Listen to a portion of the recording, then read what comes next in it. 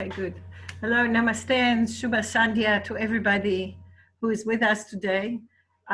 We're very happy to start again this Zoom meeting for Corona to help Nepal, to exchange knowledge with Nepal. It's a really wonderful initiative of the Nepali ambassador here and the Israeli ambassador in Nepal, and we're very happy to be here. I would just say a few words. What we plan to do today is to have a few words of blessing from the our ambassadors, and then we will ask Professor Mick Alkan to introduce the Israeli doctors, and then we'll pass on the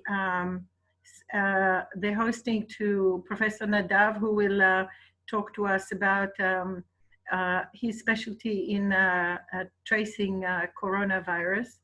And then we will pass on the hosting to Dr. Biraj from Nepal, who will organize this session of questions and answers about anything that is needs to be asked and to be responded to. The other thing is that I wanted to note is that we arranged a special email address for this collaboration. It's called Corona Israel Nepal, one word, @gmail.com. And if anybody has a question that he wants to answer, or he or she want to ask, you can send us an email, and we will make sure that we get the best response that we can. All right, so perhaps Dr. Anjan Sakya, the ambassador of Nepal to Israel, would you like to say a few words? Can you put... Namaste, Salom, everybody, good evening.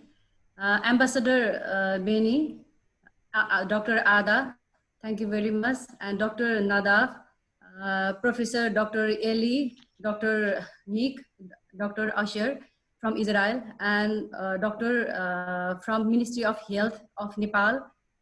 They are also in our webinar at this moment, and also doctors from different hospitals.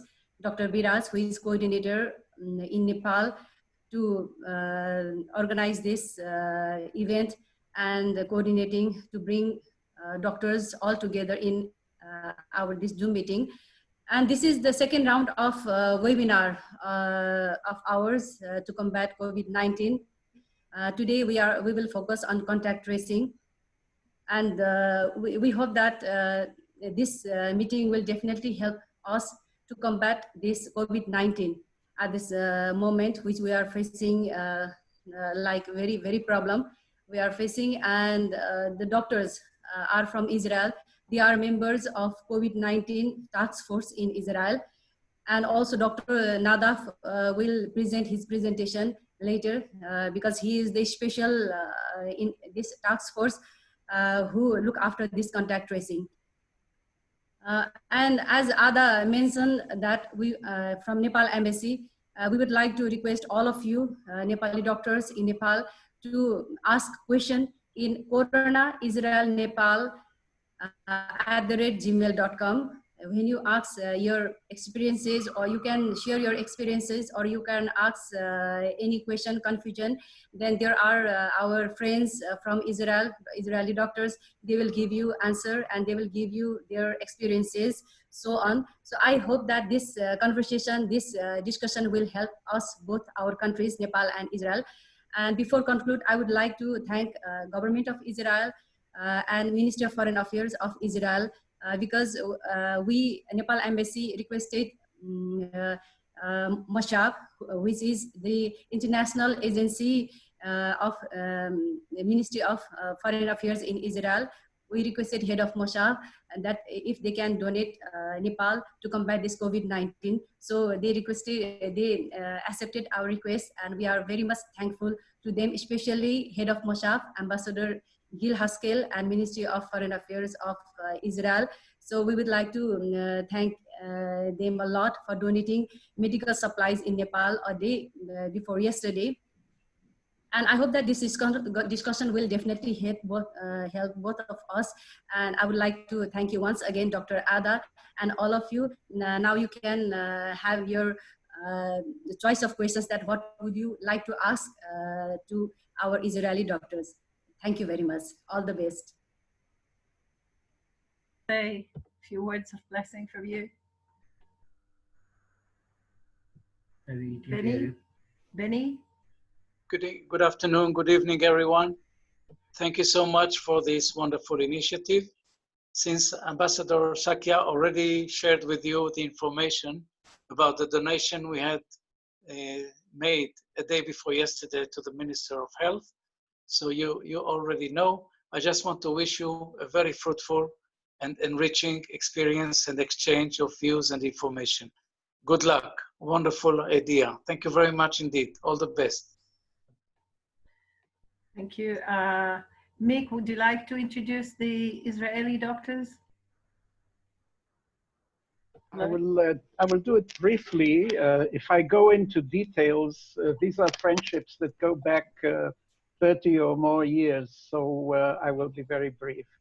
Dr. Asher Moser is a pediatrician, hemato-oncologist who has recently become head of the National Blood Bank in Israel, and we would like him to elucidate, number one, the syndrome in children, and number two, the value of plasma of convalescent people in how to collect it safely, and how to use it clinically. Professor Nadav Davidovich is head of the School for Public Health at the Faculty for Health Sciences at Ben-Gurion University, and he is a pediatrician, public health officer, and he has prepared a short presentation for us about isolation, tracking of contacts, and other public health matters. Last but not least, Professor Eli Schwartz, specialist in infectious diseases, tropical diseases at Sheba Medical Center, who has really been in the pivot of things because Sheba Medical Center played a major role in combating COVID-19 in Israel. Thank you very much. This is a pleasure to be here. Okay, Dr. Biraj, Nadav, we're passing on the hosting to you so that you can share the presentation. Before we start, I'll just take 10 seconds.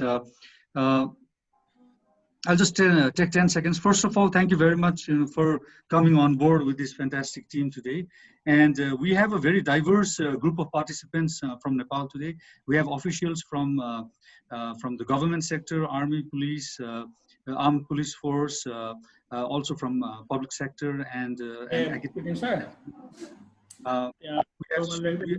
we have students and other professionals as well. And we have quite a number of people who have been directly involved in contact tracing in Nepal. So it's an exciting team, and I'd also like to welcome all the Nepalese participants on board. So we look forward to an exciting presentation. Thank you.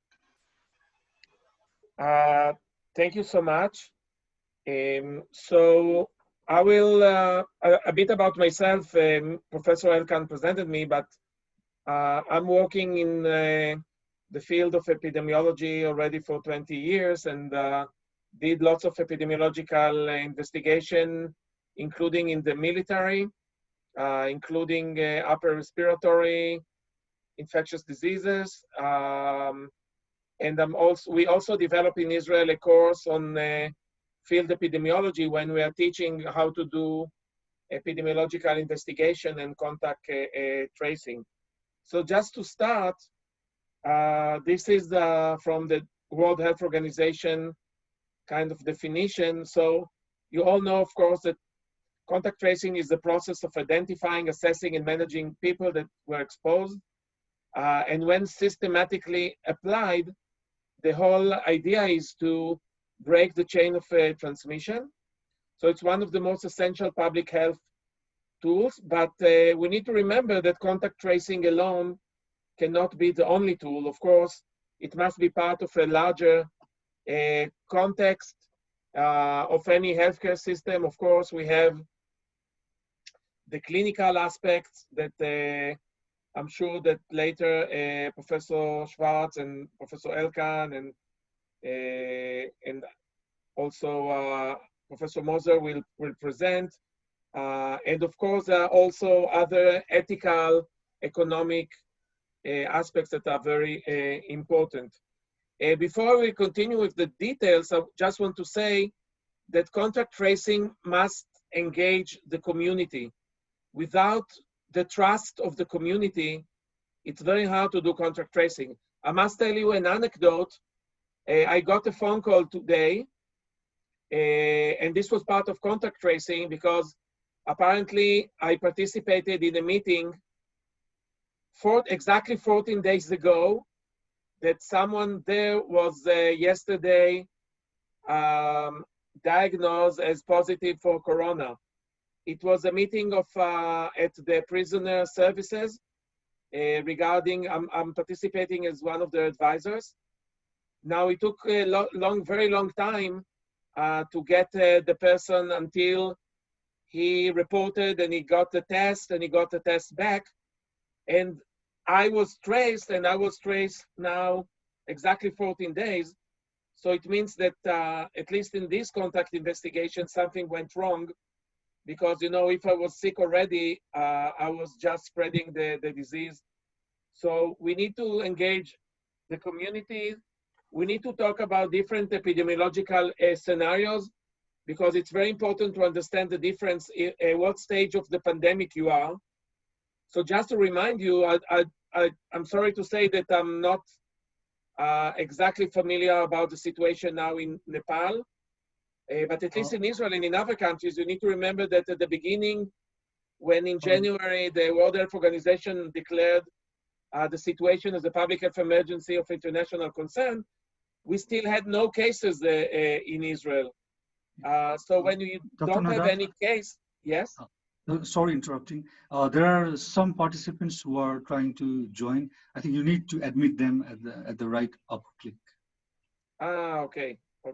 Yeah. Sorry for that. And then just keep an eye on that because there might be some. Yes, because I'm now sorry the host. About that. It's a big responsibility to be the host. I need to prepare also food, maybe. No, I'm kidding. Yes, I'll try to have an eye also on that. So what I'm saying that contact tracing is very tricky because you need to be aware what stage of the pandemic you are, because in January, when still we were talking about the public health emergency of international concern, there were no cases in Israel. So at that time, things are very centralized. And at that time, we need to have the best people that are well-trained in order to do the contact tracing. So in Israel, we have several teams that were trained and in cases of emergency are called. I'm one of them. Then the second stage after prevention is the stage of containment when you have sporadic cases. That's a stage in Israel, at least, that we had people returning from Japan or returning from Italy or other countries. And of course, then contact tracing is becoming even more important in order to rapidly suppress transmission. And then you had the next stage of clusters. And finally, what we are now in Israel and in many countries around the world is the stage of community transmission. And then when you have community transmission, things cannot be centralized anymore because you must need to have any workforce available because you need to take people to do household contacts, healthcare workers investigation, high-risk closed settings such as elderly home care, institution dormitories, or vulnerable contacts such as we have now in Israel with migrant workers. I was just visiting today the headquarters in Tel Aviv, where they're just dealing with migrant workers. We have more cases now after we open the lockdown, because many of them are working in high-risk places such as home for the elderly. Once more, you need to admit few people, sir. I admitted already, I think. There are a few more, yes. I don't see them. Sorry. I admitted several more. I'm sorry, I don't see any. I don't see any. In here. Now I admitted someone.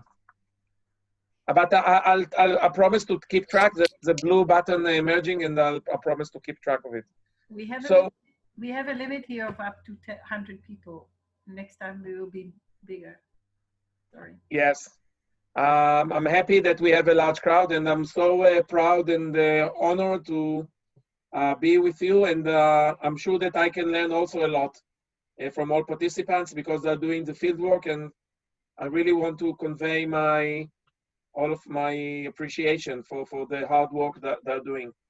So we are in Israel now in the stage of community transmission, widespread community transmission. So contact tracing is becoming very difficult, and we need to have lots of people working, and then it cannot be centralized.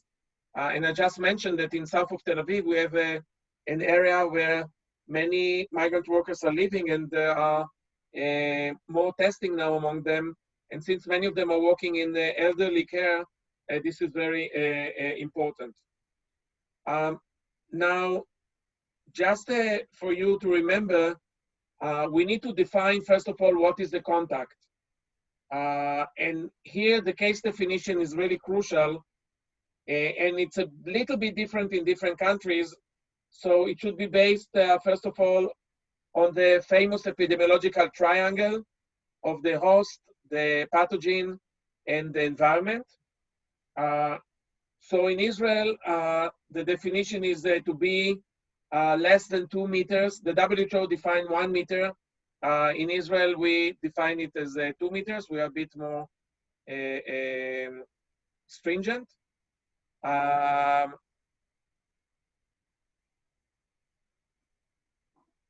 I'm just admitting people from the waiting room, I'm sorry. So it's about the distance. And again, in Israel, it's defined as 2 meters. The WHO defined it as 1 meter. And it should be a contact of more than 15 minutes. This is very, very important, because it's not just that we are walking by the street and someone is walking nearby and you'll be immediately infected. That's not the situation. So it should be a direct contact, physical contact, for more than,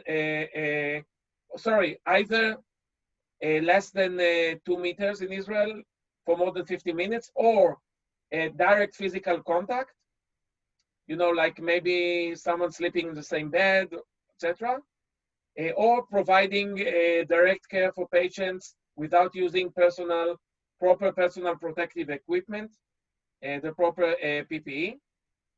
And there can be other local definition according to local risk assessment. And this is why in each country there is the context. So in order to identify contacts, usually there are several settings that we mentioned. One of them is household and community or social contacts. The main ways to do it is to do direct interviews. I must say that in Israel, we had a big debate about using the security services. I must tell you that I personally was against it. I thought that we need to use things that are, of course, technological, but with informed consent, because I don't think this was, in terms of being appropriate, and you need to use measures that are in proportionality to the risk. So you need to do the direct interview. It can be done by person or by the phone. It can be done after using some technologies. In Israel, we have a very famous, well-known now software called Hamagen.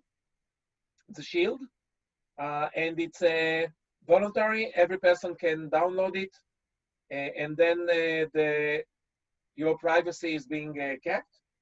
The other settings are closed settings, such as prisons, shelters, or hostels. And here you can use, of course, list of residents or visitors. This is why in Israel, I'm sure also in other countries, when you're entering into a closed facility, they're keeping the list, like the list they kept when they called me because I participated in a meeting in the prison. And you can do also not just personal interviews, but also interview with the coordinators or the manager that know the system very well. And now, when you're talking about healthcare settings, of course, in a healthcare setting, you have the local person who's dealing with infectious control. Here, of course, the question of direct contact without proper PPE is very important. Contact that were exposed during hospitalization, maybe patients that were in the same room or sharing the same bathroom, or visitors. And here also you can review the list of patients that were hospitalized or the list of visitors. Another very tricky context is the context of shared transportations. We are going to open next week trains in Israel. So there'll be a system where you must sign for the train. And of course, when there is an airline, and there are still some airlines flights that are taking place, sometimes to in order to visit relatives, or in good cases where you're going to a family event, like Jewish people coming visiting from United States in Israel. And then there are other well-defined gathering settings such as a place of worship, workplaces, private social events, and there also you need to take a list. Now, when you're doing the contact tracing, is also very important how you're going to get how the team is actually going to inform a contact. And this is also very, very tricky. This is why people need to be trained. There's still lots of stigma about corona. In Israel, we have the Muslim community and also the ultra-Orthodox community that for some of them is really very stigmatic. So you need to work with the leaders and see that the message is being conveyed that is culturally appropriate. Of course, when you're doing the contact tracing, you need to see exactly what symptoms you want to look for, especially, of course, fever, but other things like cough or shortness of breath. We know that is a very pathognomonic sign, such as loss of smell or taste, or even diarrhea. And you need to do the data protection, how the information is going to be stored.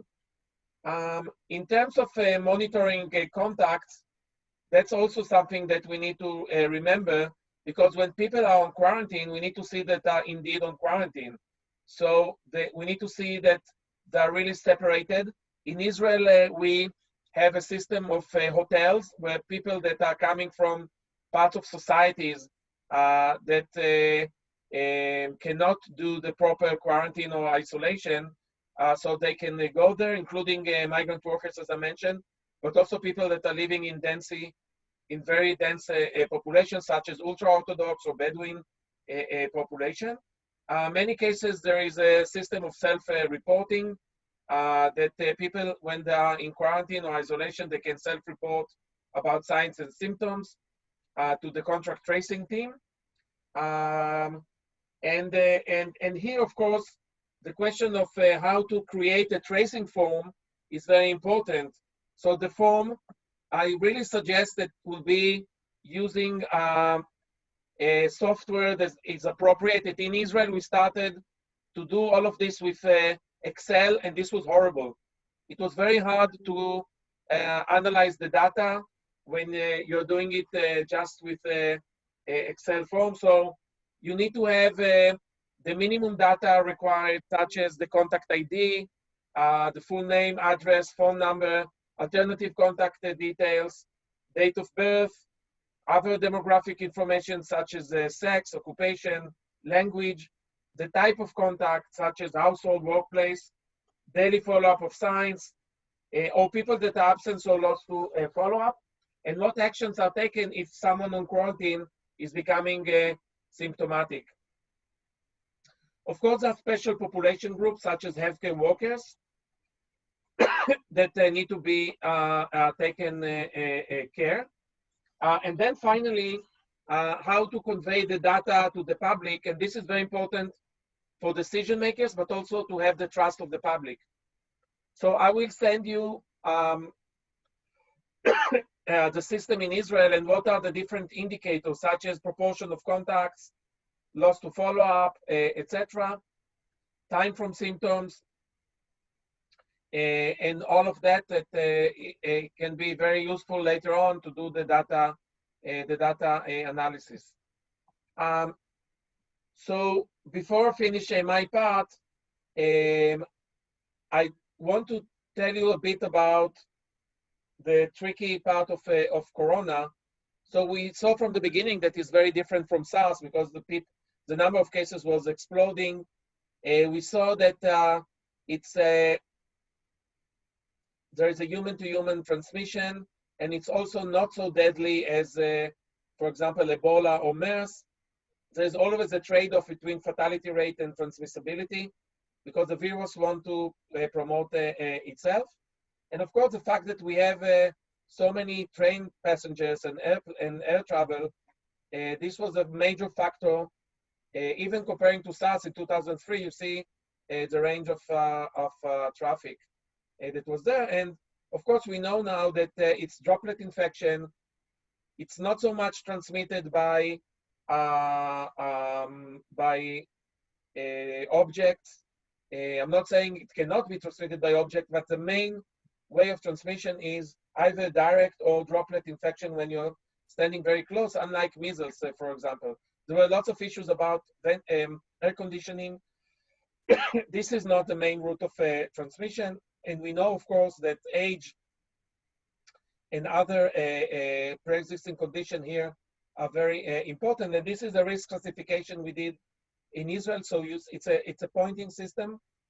So when you are over the age of 70 and you're suffering from some other risk factors such as diabetes or smoking, etc., you can be on extreme risk, meaning that if you're infected, there is a 33% risk that you will get a very serious disease. But otherwise, you can see if you have less than 4 points, the risk is very low. Of course, you need to wear a mask and keep hygiene, etc.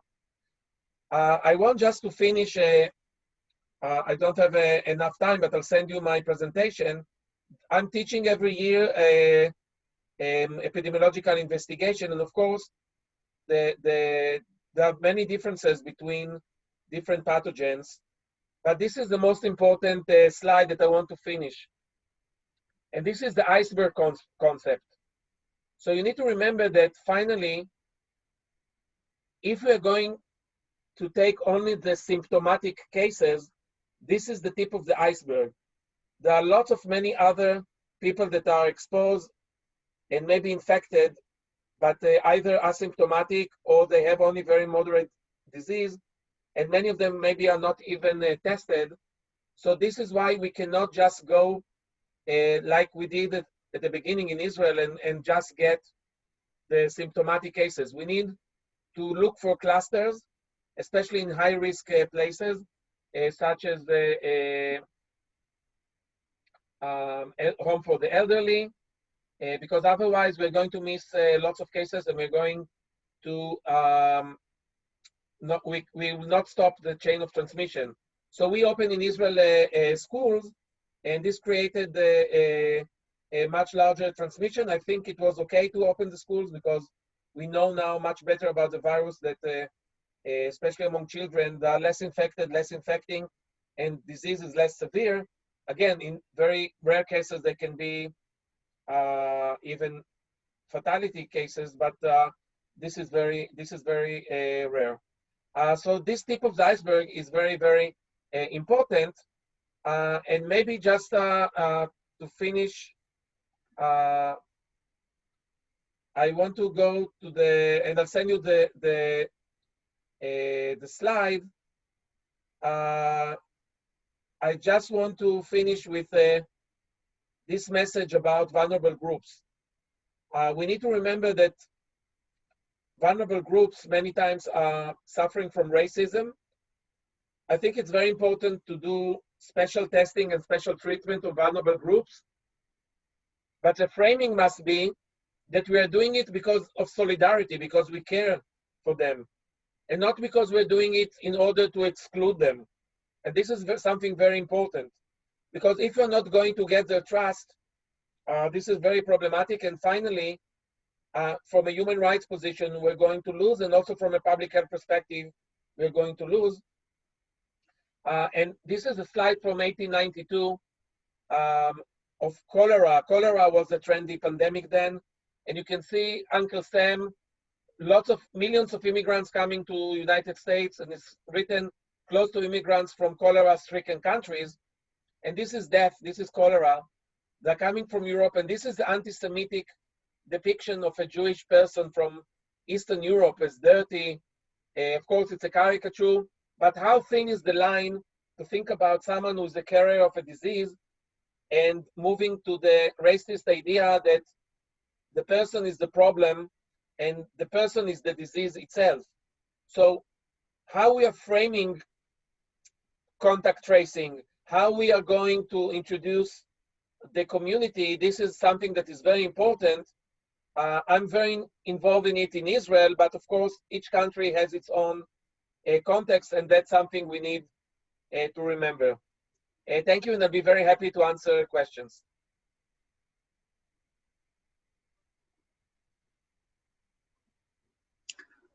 Dr. Nadav, now I think you can make me the host or the co-host of the session. And I would like to request the participants to type the questions in the chat box so that I can combine and rearrange them for asking. Meanwhile, before we proceed for the question and answers, we'd like to hear any additional thoughts from our Israeli team, Dr. Schwartz, Dr. Alkan, and Dr. Moser. I will take the opportunity and try and answer one of the Nepalese participants can start typing the questions in the chat box, and then we'll have the session. I'm relating to a question which was already typed in the box, and it is how to avoid scam tracing. People get phone calls, you have been exposed, and it's just scam. That's a big issue. Another big issue is shame.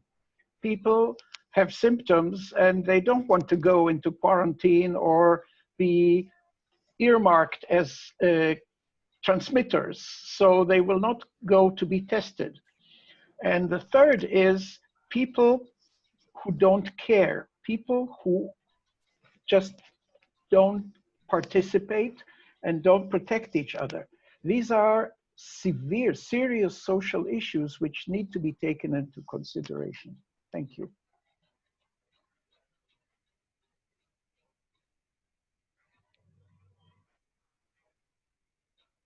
Dr. Schwartz, anything? Actually, I will be happy to hear from you. I mean, we have the first meeting about 10 days ago, I think, or 2 weeks ago, to know more what's the situation in Nepal and what is the policy in Nepal about contact tracing or about isolation of people. Do you have lockdown, and which kind of lockdown do you do in Nepal? Yeah, we'll share that too. Dr. Moser? You're mute. Asher, you're mute. Is this better? Hi, guys. So thank you for inviting me to share into this very interesting conversation. I have a double role here, so I will just briefly talk about what the syndrome or what the symptoms in the pediatric population have been as a pediatrician. And basically, it's very soothing. It's not very difficult to deal with these symptoms. Most all children had it either very, very mild or asymptomatic at all.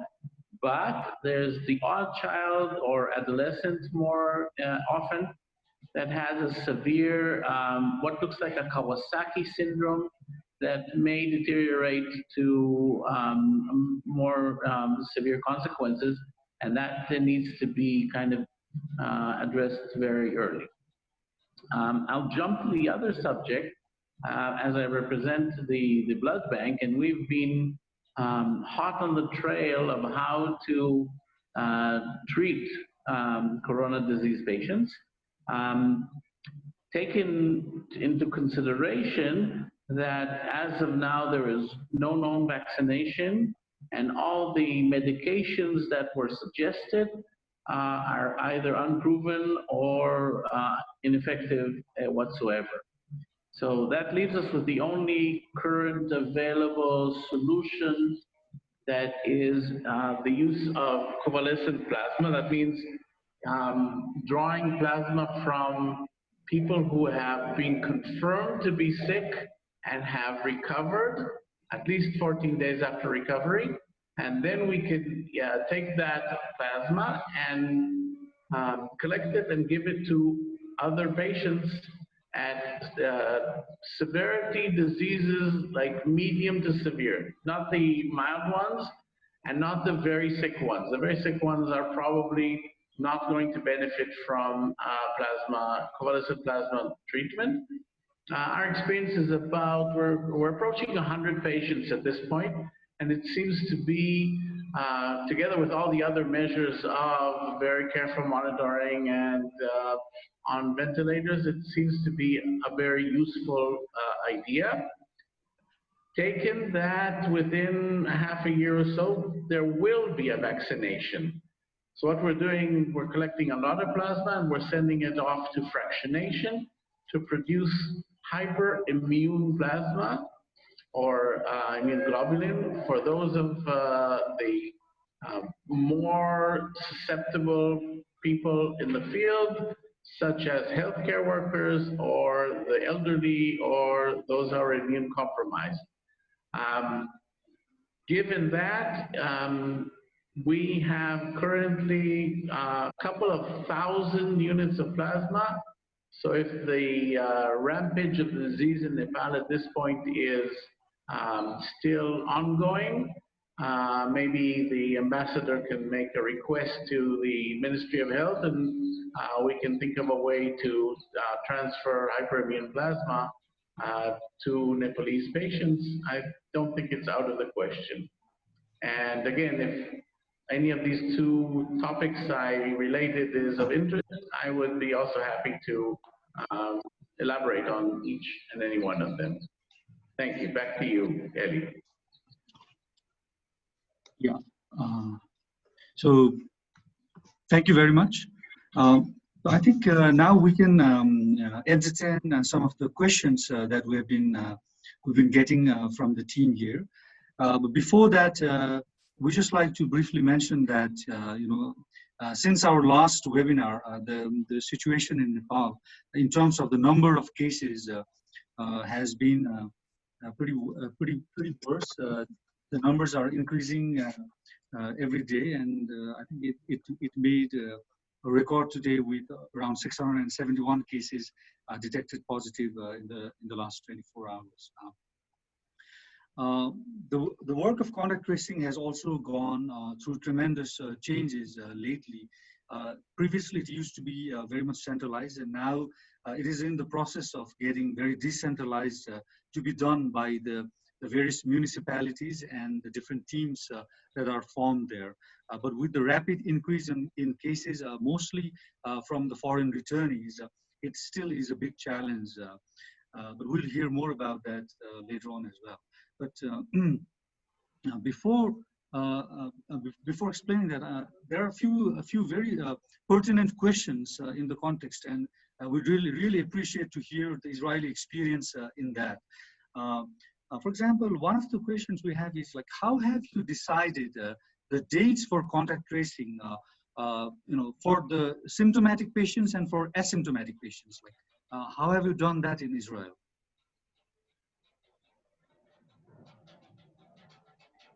Dr. Nadav?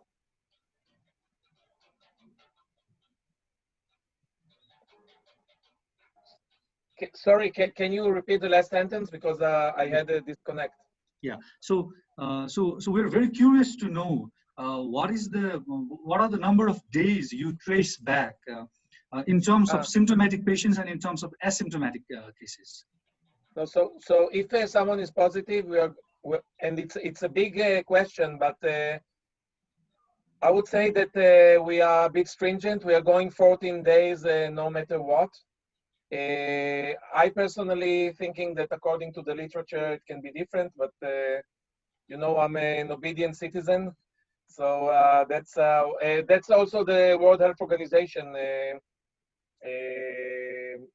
directions. By the way, we change our instruction now, finally, that if you're still positive after 30 days and you're still positive on PCR, you are asymptomatic already, and you are still positive after 30 days, you can go back to the community. And this is a change because before that, you needed to have, if you continue to be positive, some people even stayed more than 2 months in isolation. And we know that PCR can be positive sometime, but it's only tracing, you know, dead genetic. It's a genetic material, but it's actually a dead virus. So this change, I think it's important. It's still a bit controversial. I'll be happy to hear what Professor Elkan and my colleagues, and I think Professor Schwartz agree with me that we were together in one of the discussions. There's still lots of questions, but I think that the tip of the iceberg that I presented, that was very contested by some consultants, at least in Israel, that are not from epidemiology and public health. They said at the beginning that there are almost no asymptomatic cases, and now we know for sure that there are many, many asymptomatic cases. Of course, it depends also on the age. There are probably more asymptomatic cases in the younger age than in the older age. And I'm also happy that the WHO that initially said, and it was a mistake, at least it was not interpreted the right way, that asymptomatic are not infecting, so this is not true. They are less infecting, but they still can be infecting.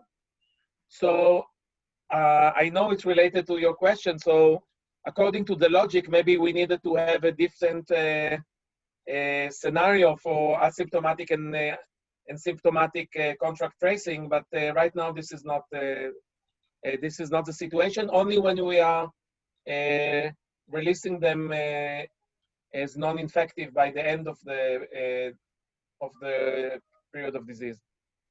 So that means you trace back 2 weeks, no matter they are symptomatic or asymptomatic in Yes. Israel. If we have a positive test, yes.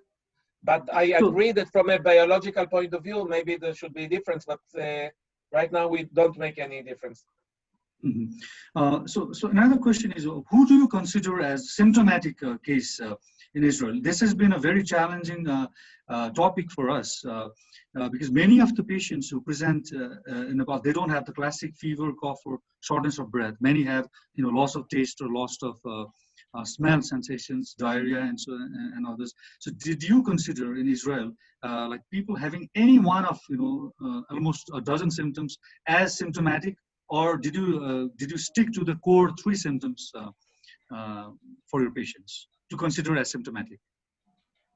So this also changed throughout the period of time. At the beginning, it needed to be just only fever and one out of the list. And now, especially if you have the pathognomonic, you had exposure and you have. We know now that. Being exhausted or dizziness and the loss of taste and smell are much more actually pathognomonic than, for example, cough or sore throat. So this was a change. I don't know if Eli and Miki want to add on that. I think that we know quite sure that Actually, there's no difference between symptomatic and asymptomatic. Both of them can be infective. And the statement which was done by the WHO was probably a mistake.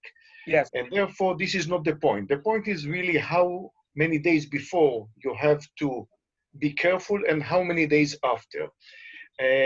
Actually, if you want, maybe I can share the screen. Also, I can show you maybe one slide. There's a nice paper, I think very important paper from published in the New England Journal of Medicine about a month ago, when they did a deep survey, a thorough survey among one of the nursing home which was severely affected. So from the first case, they called the CDC, and they were looking day by day, of every few days, they were looking for the whole entire population of this nursing home. So I will try to share the screen and to show it to you. No, you have to to give me the permission, Biraj.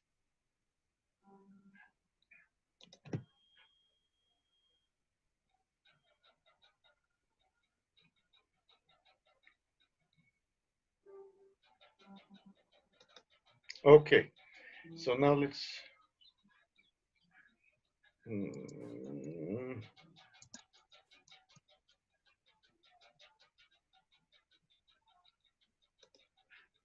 While you're working, Yeah. okay, here it comes. No. Well, go ahead. While you're looking for the slide, the case definition actually looks at 100% of the symptomatic patients. What about patients whom we consider asymptomatic because they only have one symptom? It's very tricky, and it is much easier at the entrance to a bus station to measure the temperature of everyone instead of asking if you lost your sense of taste recently. So we have to be practical and look for a symptom that we can measure or at least ask about. Yes, Eli.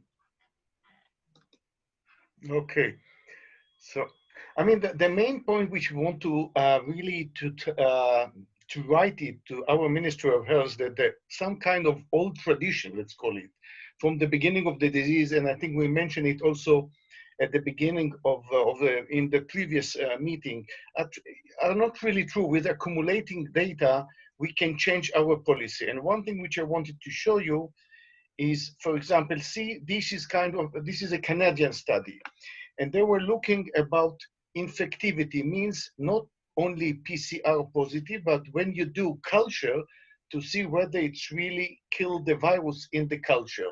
So what you can see here, for example, when they follow the patients from the first day of symptoms, every single column, which is red, means that you got positive infection, you got a positive culture. It's infectious. It's really a sign that this is an infectious situation. You have to remember that not every PCR positive really means that the patient is infecting the other. So here you can see that the last day which they infected can be infectious is 7th day. The higher chance to be infectious in the 3rd, 4th, or 4th day after the symptoms onset. And the probability of being culture positive, you see, it's about up to 80%. Then it goes down, and no more than day 7. Now, this is the one, let's go maybe first go here. Now, this is the study which was done in the nursing home. So first you can see they decided, and I think this goes to your question, they decided to divide the patient to 4 categories. Those who were asymptomatic, those who were presymptomatic. Presymptomatic means that at the time that you did the PCR testing, they had no symptoms, but later on, they developed the symptoms. So part of them are not really asymptomatic, it's just you catch them, you get them a few days too early. Then they have the typical symptoms patients and those with the atypical symptoms. It's usually, like in our Ministry of Health policy or many other, they are not going to check them. So the point is that when you check them, and you did for everyone, you see that the viral load was quite more or less the same. This is one thing. And the second is, if you look to now, not to the days after symptom onset, but the CT of the PCR, the cycle threshold, you see that the majority of patients are infectious from cycle of 15 up to 26, let's say. We have some exceptional who are still infectious. This is the red color, who infectious between 30 to 35, but there is no any case after 35. So that's one point, that probably more than, if you have the cycle of more than 35, you are not going to be infectious. I'm saying it because in Israel, the policy, you have to have 2 negative PCR. It can be even 40 for weeks, but you still consider to be infectious, despite the fact that it's probably not true. You're not dangerous from the public health point of view. So the other point in this study was to look of number of days. And here you can see again, they started, they found the first case here, minus 8 days before symptoms onset, and they started to look almost day by day of positivity rate by PCR. So again, the red dots are the positive PCR. So you see that about 6 days before symptoms onset, you still can get positive PCR, and they are infectious. And if you go further on, you see that the last day which anyone was positive PCR and positive culture is on day 9. So taking all these together, and back to your question, I would say that in my view, if you isolate those, you go only 1 week before the exposure. You don't have to go for 2 weeks prior to exposure. And after 9 days after symptoms onset, they're probably no more infectious. And even if PCR is still negative. So PCR can be negative for weeks. We know, I think the longer one is about 8 weeks, but it doesn't mean infectivity. And from the public health point of view, and I'm trying to do kind of systematic review now and to conclude all the studies which we have about, it's probably no more than 9 days after symptoms onset. So these give much more modest frame of work, and I think it's more reasonable, and taking into account that you can't really prevent 100%. So let's say that we maybe miss 1 or 2 cases. I don't think it's from the public health point of view, it's important enough. And because you have to think the other way around, that isolation for too long, it's really kind of economic and personal and knockout for the society. Mm-hmm. Yeah, thank you, Dr. Eli. Can you make me the host now? Yeah, thank you for the explanation. So in summary, if you point out the exact days for a symptomatic case, let us say the day 0 as the day the patient gets symptom. So when you contact trace the patient, do you count from the day the patient developed the symptom and go back to 14 days, or I go back to 7 days. You go back to 7 days 7 before the onset of symptoms. Of symptoms, yeah. And then how many days afterwards? 9 days after, or let's say do it 10 days to be more on the safe side. And in Israel, the practice is altogether 14 days. I mean, this is something that, somebody threw in the beginning of the epidemic without good evidence. They were looking after the old SARS. And somehow it's become kind of, of a biblical story that you can't change it. And I think that, we have now good data that this practice is not really necessary. And taking into account the big damage which is caused for the society, every day of extra isolation costs a lot of money. And therefore, I think we should be more ease, and to, as I mentioned, it's 7 days before up to 10 days later after symptom onset. Yeah, and we have one question from one of the participants. I just want to say that I totally agree with Professor Schwartz. Unfortunately, I need to leave to another urgent meeting at a university. I saw that there was a question about application. I just want to say that in Israel there are quite many applications that I'll be much happier if they were integrated and working together. I personally think that the apps can be only as an aid and cannot replace the boots on the ground, as we call it, the classic traditional epidemiology. They can be helping us, but they cannot replace human beings finally, because they can make lots of mistakes.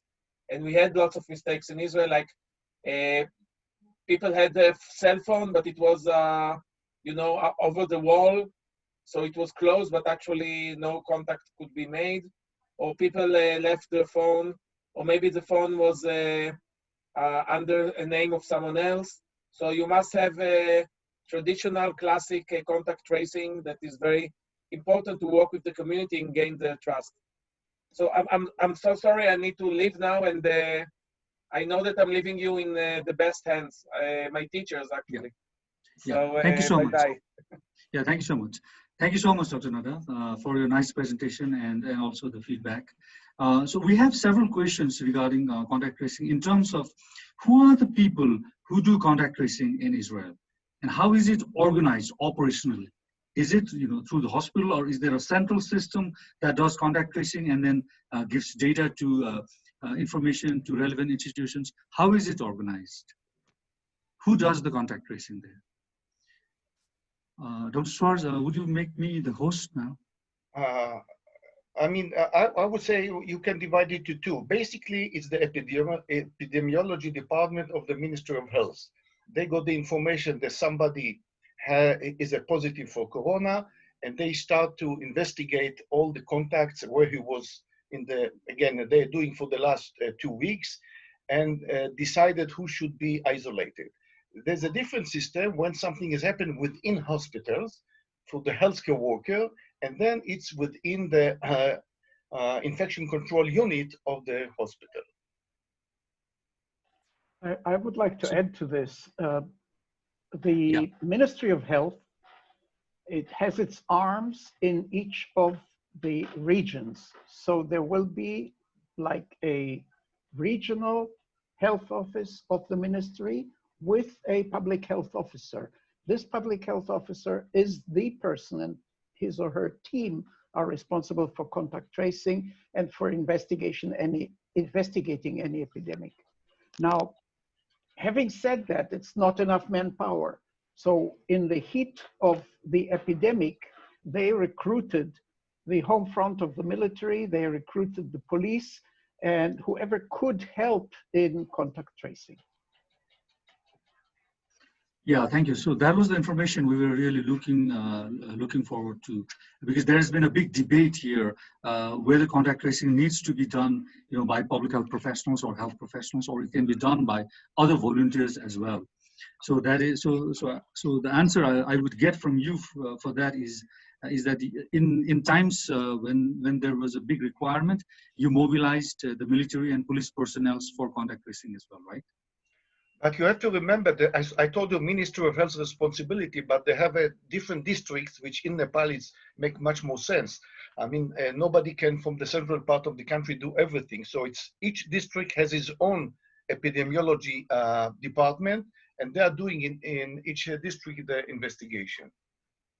Is it functioning like a central, like for each of these districts, is it functioning like a central call center from where the calls are done to the contacts, or how do you do it there?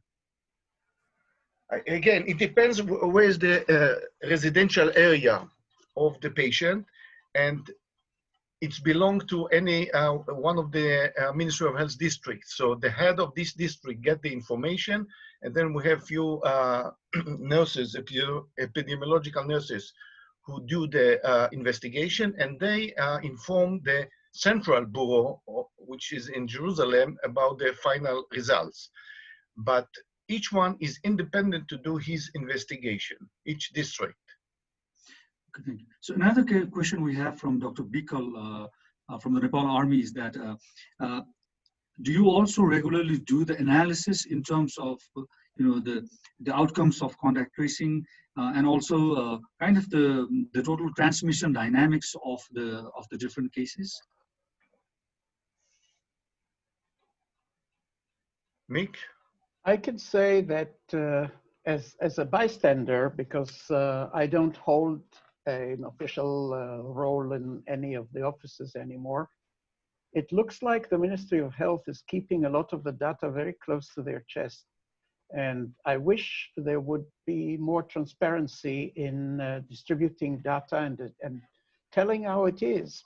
What we hear is the number of new cases per day, which in my opinion is a reflection of how many tests are done and who is tested, rather than what the real progression of the epidemic is. And I will give us an example. We have been seeing an increase in cases for the last 2 to 3 weeks. And there has not been an increase, almost no increase, in people needing a respirator or in fatalities of new cases. So something here doesn't fit. And it is difficult for someone from the outside to make judgments. Mm-hmm. Yeah, thank you. Dr. Schwartz, can you make me the host now? I have to admit some other participants. Should I transfer it to you? Yeah, please make me the host. So let's see, how do I do it? You just click.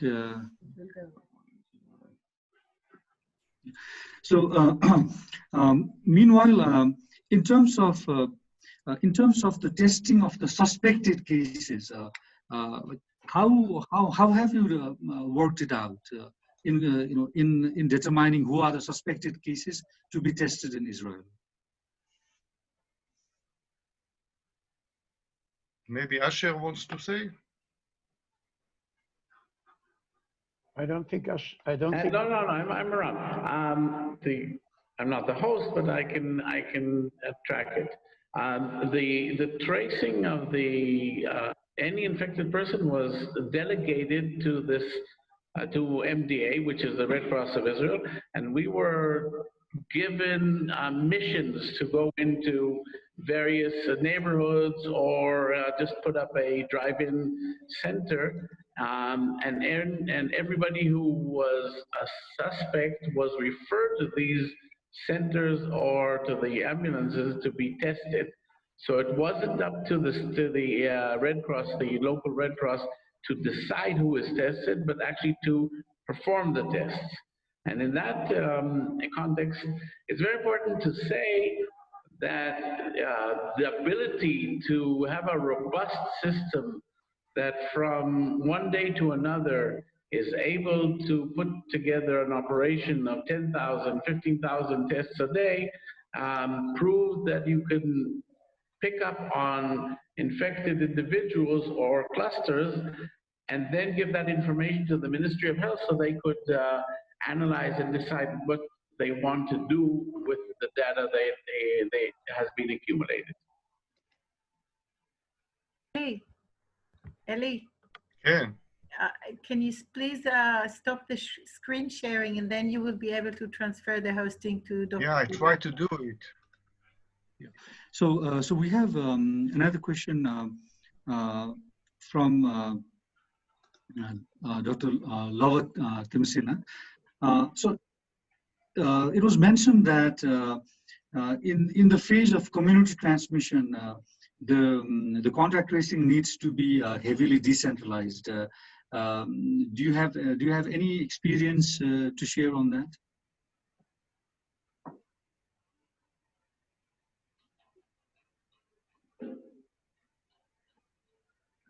Can you ask again? I'm still.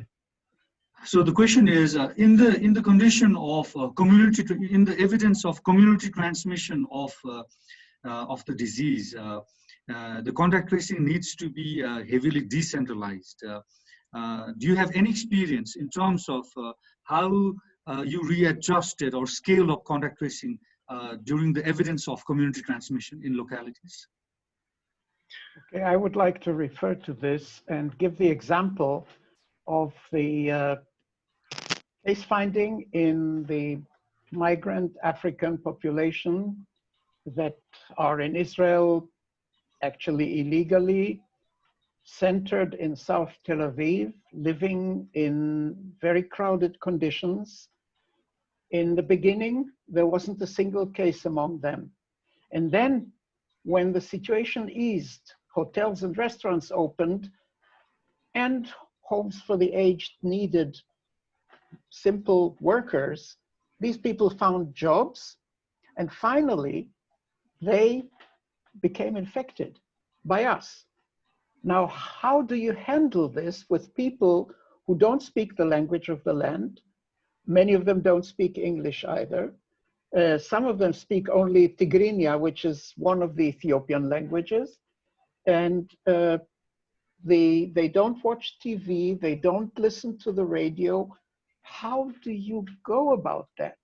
And what happened was that they actually, the Israeli MDA, the Red Cross, opened testing centers in these communities, which made a big difference. So finally, they were tested and isolated, and it seems like in the last few days there is a diminishing number of new cases, but that still might be a source of worry. The only good news is that these people, on average, are very young. There's barely someone there who is 50 years old, which means that we might actually not have very severe cases in this population. Thank you. So we have another question from one of the participants, Pramita, and she's asking, what sort of training do you provide before assigning anybody the role of contact tracing?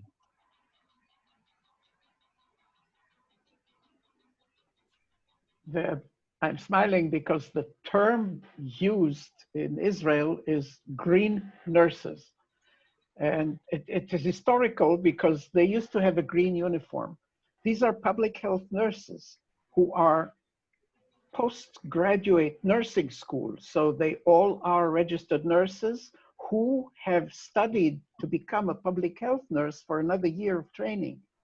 And some of these ladies have an experience which is vast. And I learned so much from some of these nurses. They are very fine field epidemiologists, and they know the community. They live in the community, they know the community. So there's, I'm not sure that this is a short-term solution to train public health nurses, but long-term, it really works. Dr. Schwartz, can you make me the host? Yeah, now tell me where I move the host. Just find me in the list of participants and then click in my name. And so we have another question. Yeah. So we have another question from Dr. Binjola. So she's asking, like, what was the role of different applications in terms of contact tracing? I know it was briefly answered by Dr. Nadav, but like, what were some of the opportunities and challenges you had in using the apps for contact tracing? I think there are a few problems with it. First, who is the owner of this application? Whether it's the security system in Israel, which, you know, actually are supposed not to follow the Israelis, but to follow the enemies. And now they switch them to follow Israeli citizens, and people were unhappy about it. On the other hand, there are some kind of apps which are more civilian type. We mentioned to you, Nadav, that one of them is called the Shield, and it's more voluntarily. I mean, you can be a part of it. So this is one thing which debate is going on. What is the best one, and what is the more, let's say, facing the civilian rights to be more, you know, not to look to your people as an enemies. That's one thing. Second is that I must say that there were but there was many problems with detection the contacts. So sometimes, you know, the app detects somebody who never been really in contact with other people, or he never been sick, and they appointed him as a sick people. So there were kind of mistakes which put people in isolation, and it was in vain. So this is kind of technical issue, which, I mean, we are not, I'm not sure how to solve it. But again, the question is how much you need it more than the feet on ground, and to really to do the epidemiological survey, which might be good enough. Again, in Nepal, I think it's quite different. I mean, in most of Nepal, you don't have so heavy crowd people, and maybe it's more kind of questionnaire, which may solve the issue. Maybe in the big cities, it's a bit different. I would like to add to this. The mobile phone is the powerful instrument. There's no question about it. I mean, unlike other epidemics, everyone has a mobile phone. Everyone is traceable. The question is who has the right and who has the authority to trace everybody and take the consequences of tracing, like jailing someone who deliberately walks around infecting people. This is a very tricky and narrow road that we're on.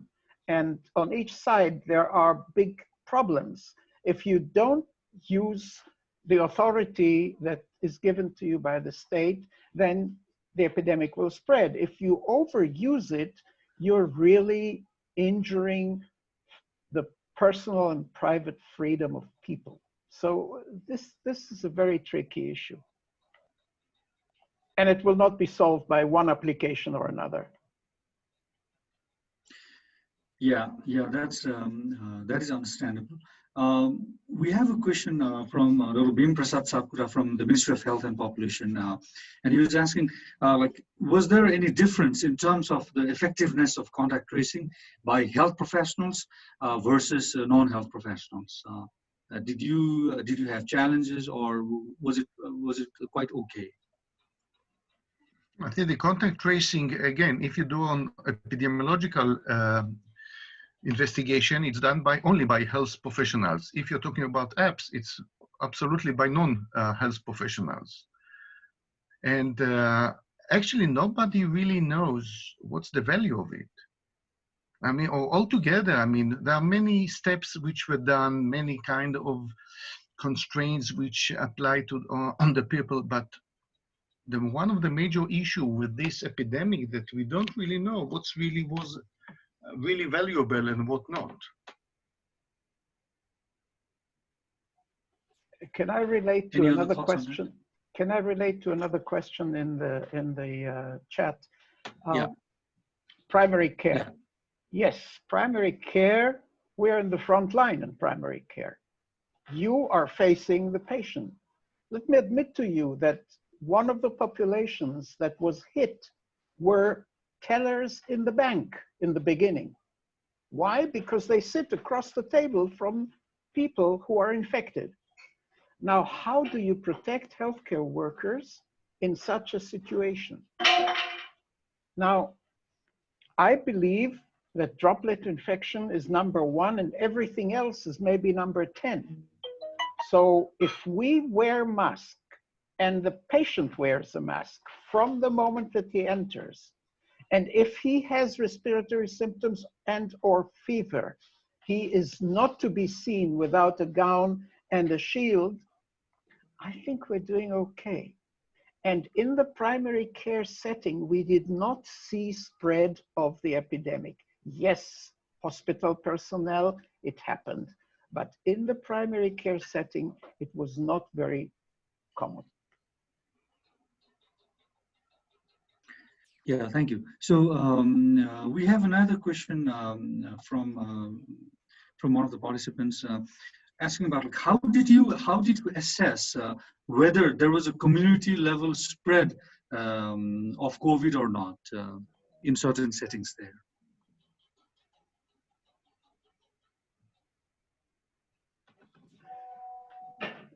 I think that this is a very simple question, because if you have a person that is infected and you investigate the contacts, and one of the contacts is infected, that's community spread.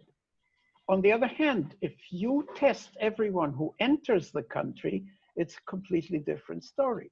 And there you want to isolate the super spreaders. And this is what we failed to do in the beginning of the epidemic. We had an influx of positive people who did not go into isolation. Yeah, thank you. May I now request other participants who have not sent comments in the chat box, if any of you want to say a few words or give comments, we have some time.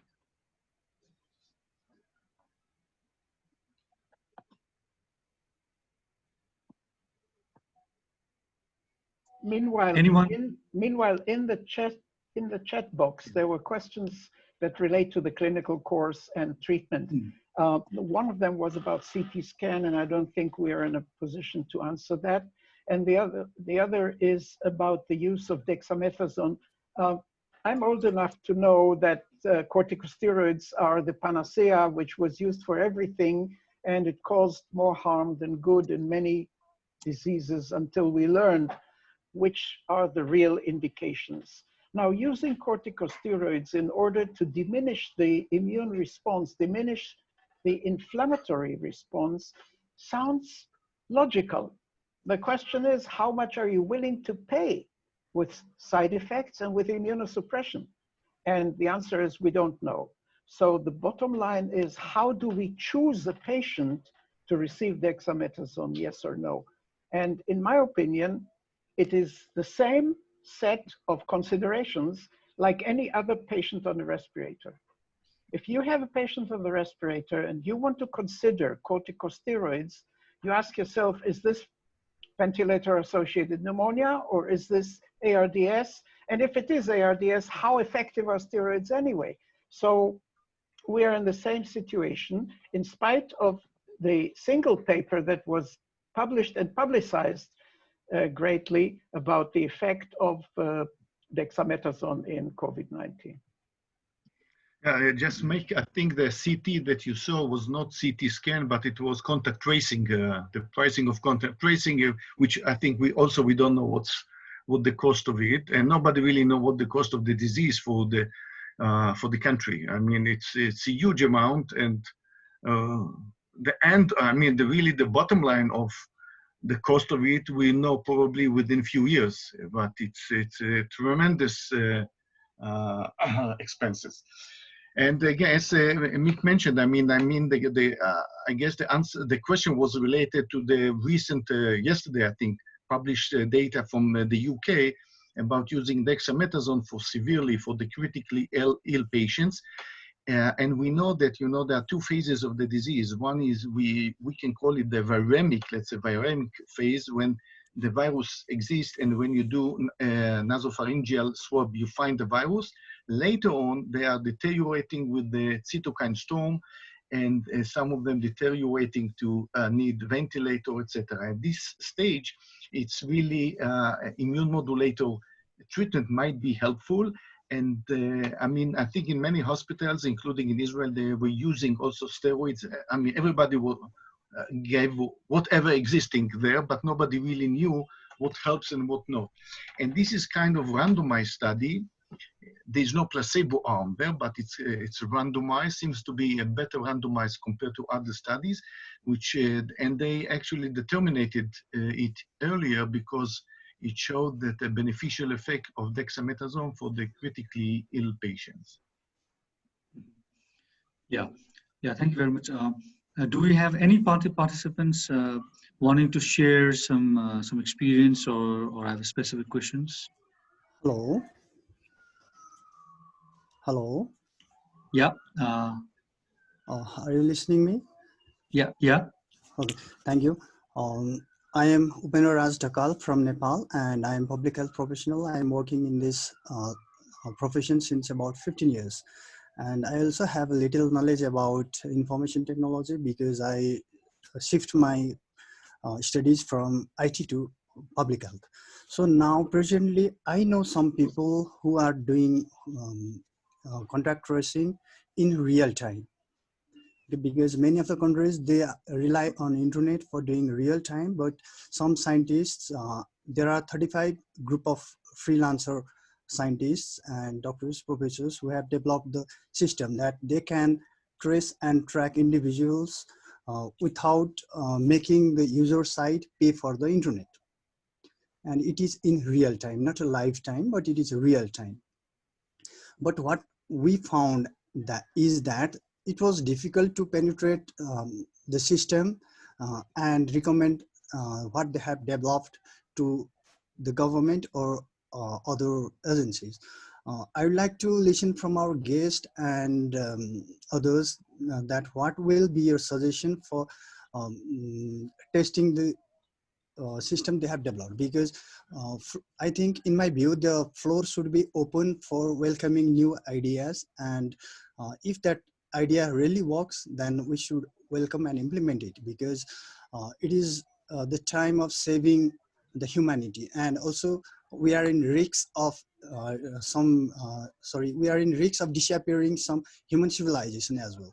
So I'd like to hear from our guest what will be your suggestion if someone or some group of people are coming up with real-time tracing without making the user side pay for the internet, or even if they don't have internet access, real-time tracing can be done. Thank you.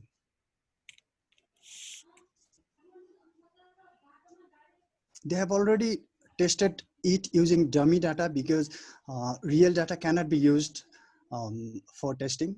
They created millions of dummy data and tested it, and they have successfully tested. I know the group.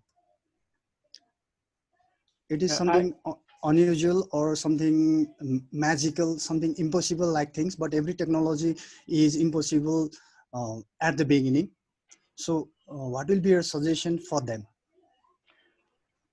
I don't really have answers for you because I don't know enough. My background is definitely not IT. I'm a stupid computer user. Can you explain why Northwest Nepal is hit hardest and why the majority of reported cases are male? Many more males than females, not like in other countries. Because the main reason is the floating population of male is maximum in Nepal. They go to other countries, especially southern part of Nepal, India, and that's why the main population are male detected. Another reason is females are somewhat limited inside their house, and they are not as free as male to go for testing and everything. So the detection rate or the individual flow for the test, it is also the male more. It's the two reasons why male are detected more. I think you have just delineated your populations at risk. Yeah. So thank you so much, Upenji.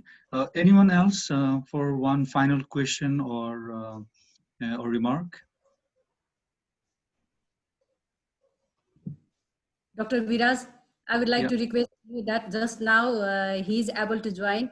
Dr. Sri Krishna from Hadassa Hospital. He is not dealing with the COVID, but he is also working in Hadassa Hospital. He is a Nepali doctor working in Israel. So we would like to hear from you, Dr. Sri Krishna. Even you are not dealing with COVID, maybe there are so many patients, they flow in Hadassa Hospital, and you are orthopedic doctor, but even though you have to deal with it, can you share something from your hospital? You have to unmute, Dr. Sri Krishna. Hello. Yeah, we can hear you. Yeah, hi. Namaste and shalom, ma'am. As Ambassador ma'am has introduced me, like I'm Dr. Sri Krishna. I'm orthopedic spine fellow in Hadassa Hospital.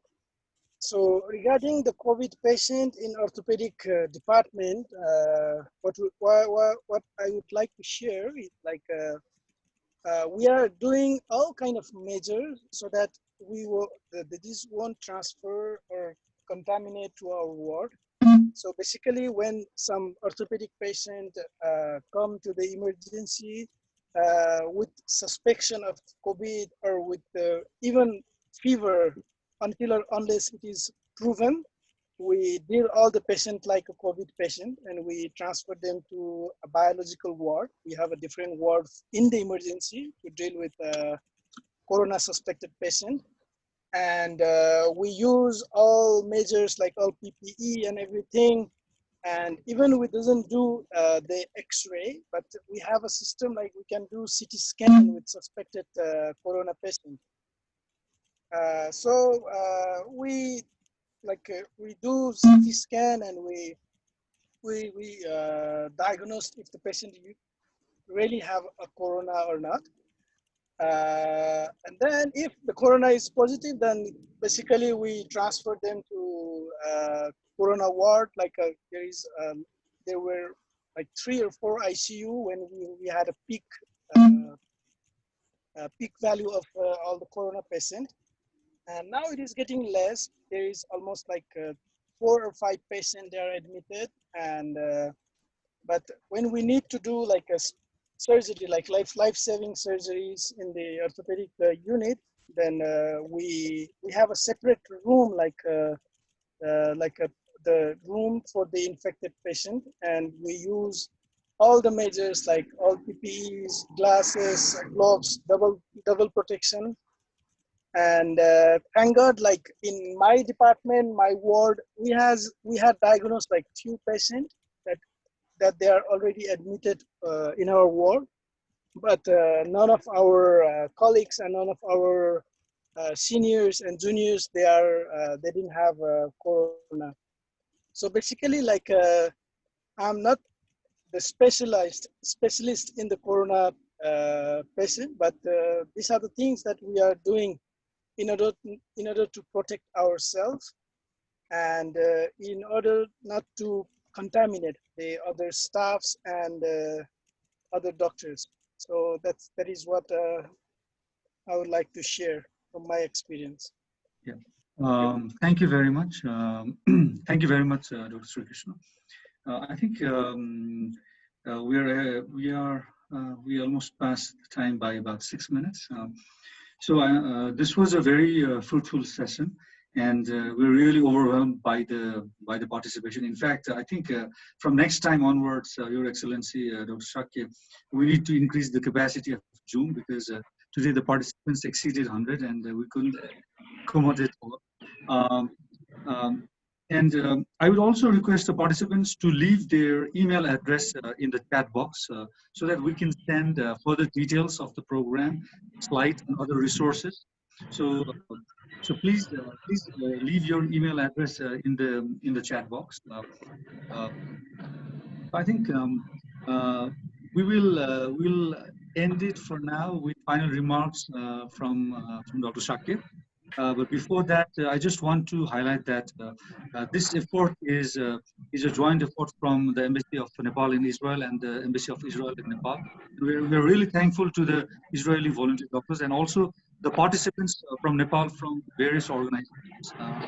We are planning to have this as a weekly event. We're planning to have this as a weekly event, and every week we will take one particular topic that would be of special relevance to Nepal. We will post it about it. Now, Dr. Shakya, I will ask you for the closing remarks. Just 1 minute, Dr. Shakya. I just want to also remind the email coronaisrael@gmail.com for questions. And I would like to thank you, Dr. Viraz, and doctors from Israel and doctors from Nepal, especially Beni Ambassador.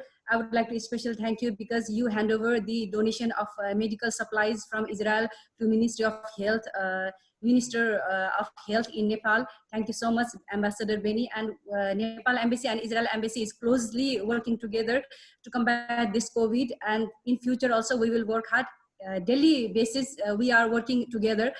So hopefully I think this discussion will make us something good happen to us, something we would understand what we have to do or what we do not have to do. So I hope that this is a very wonderful discussion we have, and Dr. Nadav also shared something that we can go and talk with Minister of Health in Israel. I would like to talk with Israeli doctors before meet Minister of Health here, what we can get some support from Ministry of Health of Israel to Nepal. Definitely Nepal Embassy will look forward on it. And thank you so much. Definitely, as Dr. Viraz mentioned, we will update our this Zoom meeting more than 300 people, so that many participants they could join, because this time only 100 they get access, and more than so many numbers we see, we couldn't make them access to join this meeting.